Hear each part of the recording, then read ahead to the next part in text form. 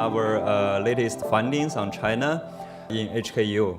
And I'm also very happy to be the bridge to connect the study of inequality in the world with the study of inequality in China.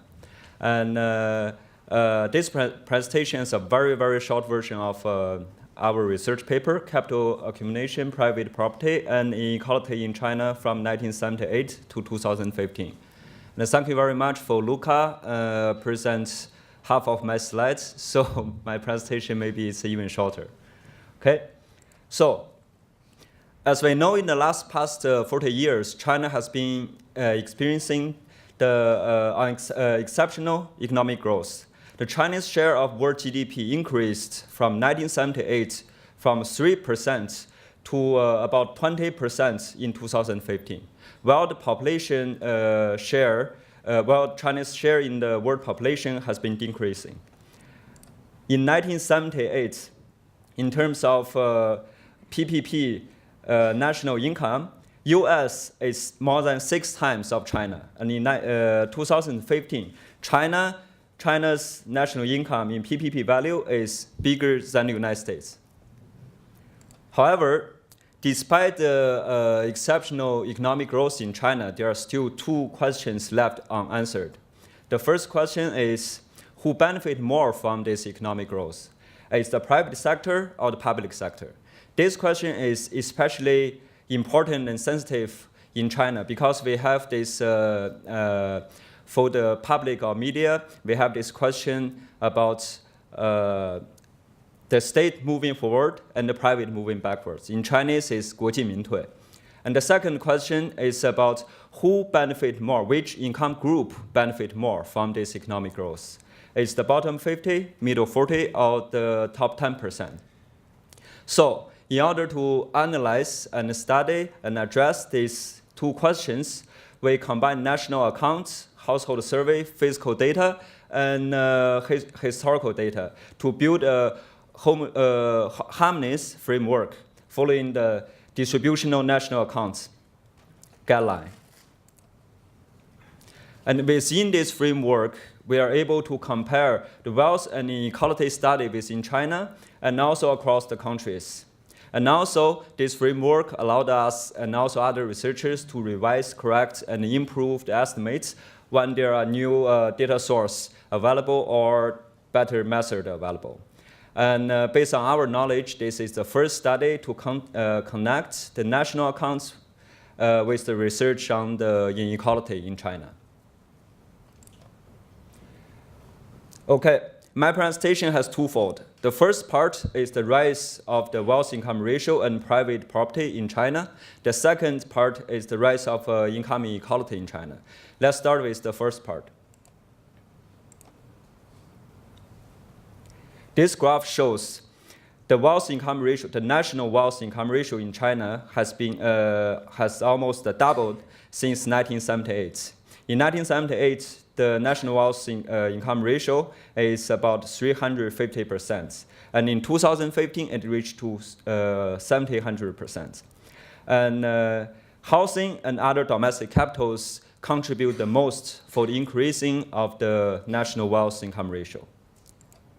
And if we decompose the national wealth, as Lucas just said, into public wealth and private wealth, we can say it's the private wealth actually driving it's the increase of the private wealth driving the national wealth up.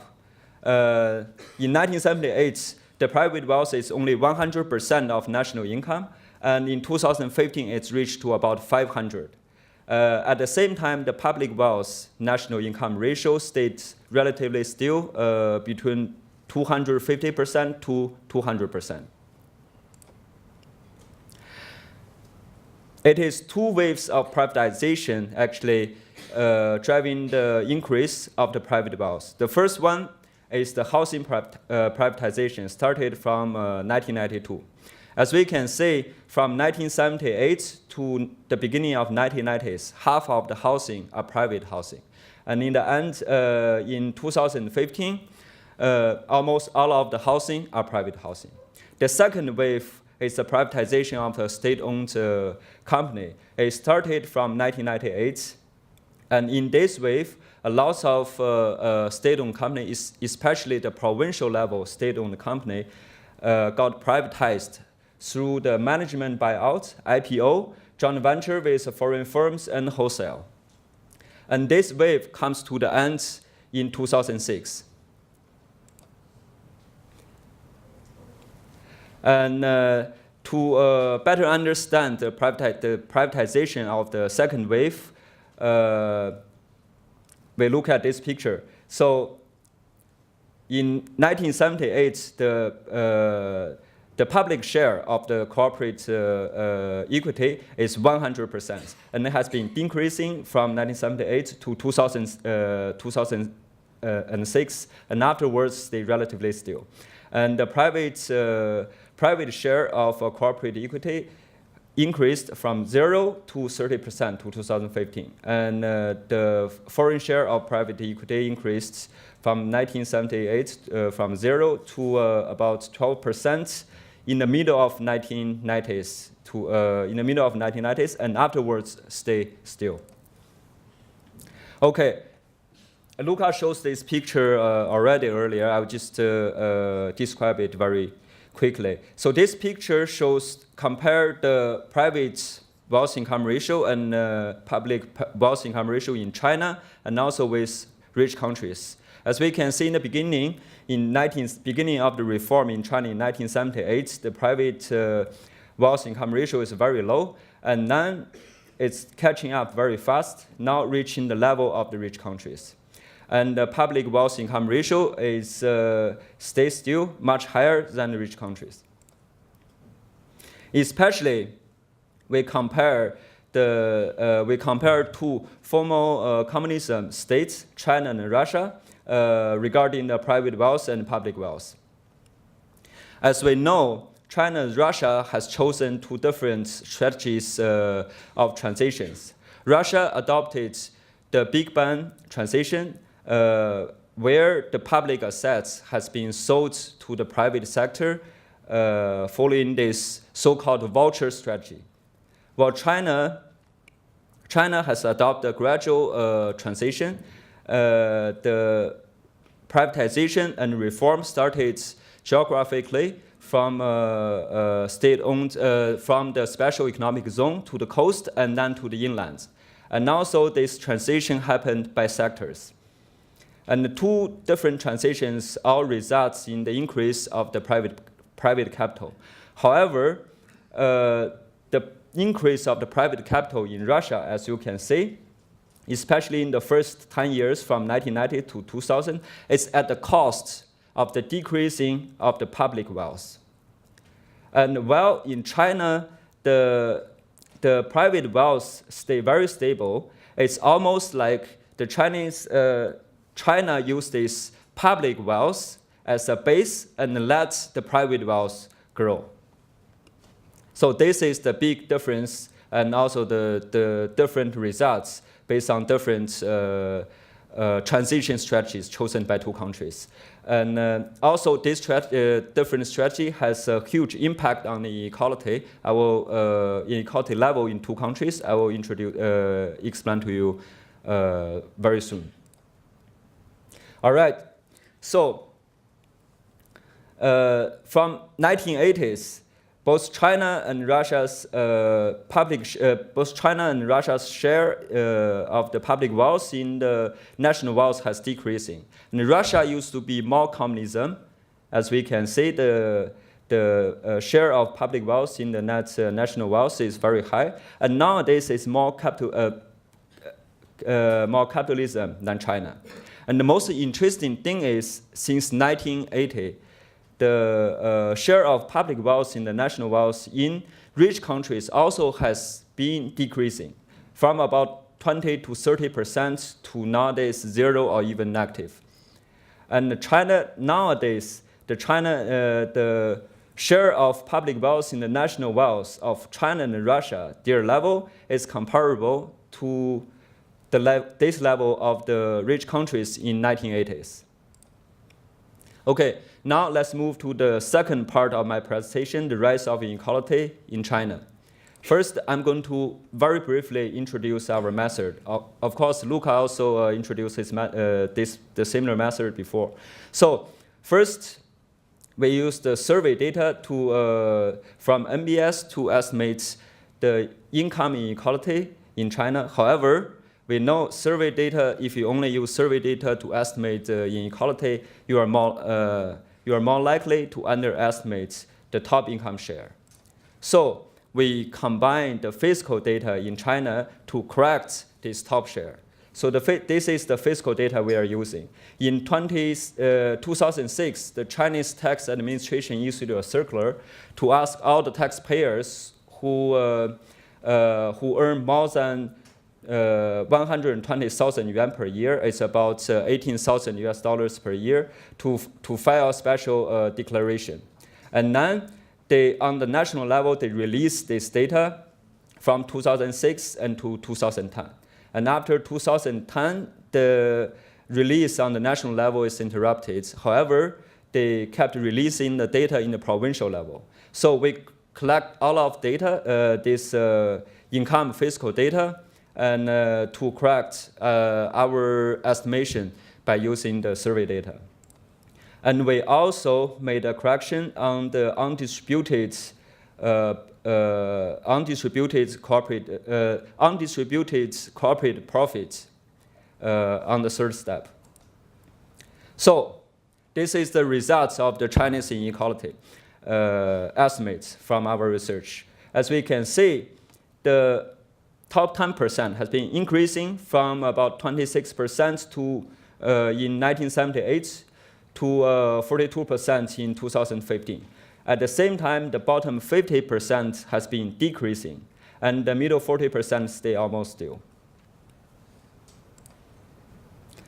And this graph shows before and after the correction of before the inequality level, before and after the correction. As we can see, we offered upwards corrections using the physical data.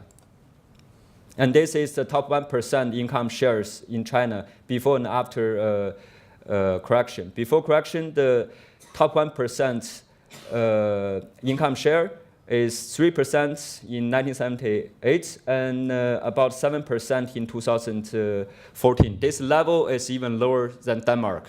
So doesn't fit Chinese reality. And after we corrected, the inequality level in 1978 is 60%, and nowadays it's about 14%. Okay, let's compare the inequality level in China with Russia, with America, France, and Russia. As we can see, in 1978, the level of the top 10% income share in China is lower than France, and of course lower than the United States. And now it's passing France nowadays, reaching to the level of the United States. Compared to Russia, in the beginning of before the reform transition of Russia, the inequality level of Russia is even lower than China. And nowadays, during the transition period, the inequality level increased dramatically, and now it's reached to the extreme level of the United States. The top 1% income share for Russia and China and France and the United States tells the same story. Okay, this is this graph. In this graph, we want to show the change of the inequality in China and America in a different angle. So we compared the bottom 50 income share and the top 10% income share in China and Russia, in China and the United States. Sorry. As we can see, the bottom 50% income share and top 1% income share in China converge along the time, and it's converged from 1978 to 2006, and afterwards it stayed relatively stable. However, the inequality level in the United States, it's not only converge, it's diverge along the time. So, which means from 1978, the inequality increased in the United States much faster than China. And in this graph, we compared the similar evolution between China and France. As we can see, France is more equal than China during the last 40 years. Okay, this is the final graph of final information. The final important message of our research. So, to answer the second question of this of the research is which income group benefit more from the economic growth? So it's a little bit complicated, and I will explain it little by little. So look at the blue bar. This blue bar is the average growth rates of China from 1978 to 2015. And average growth rate is 6.2%. And the bottom 50 growth rates is 4.5%. And top 1, the growth rate of top 1 is 8.4%. What does that mean? That means in the last 40 years, almost 40 years from 1978, the bottom 50 people, their income, real income growth every year is 4.5%, which is very high. However, the top 1%, the top 10%, and top 1%, their growth rate is even higher, 7.4% and 8.4%, which means the gap between the poor and the rich is increasing. Now we look at the United States. The average growth rate is 1.3%, and the bottom 50 in the last about 40 years, they almost didn't grow. And the top 1% growth rate is 3%. This is very extreme situation. And in France, of course, it's more equal. On average, growth rate is 0.9%, and the bottom 50, 0.9%. Top 1% is the growth rate is 1.4%. And Russia is the extreme case of the United States. We can see Russia as the extreme case of the United States. The average growth rate for the full population is 1.1%. And the bottom 50, they didn't grow.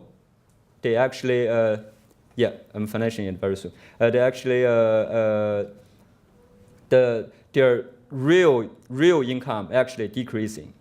And the top 1% growth rate is 6.2%, and the top 0.1%, their growth rate is even higher than top 0.1% in China. All right, thank you very much.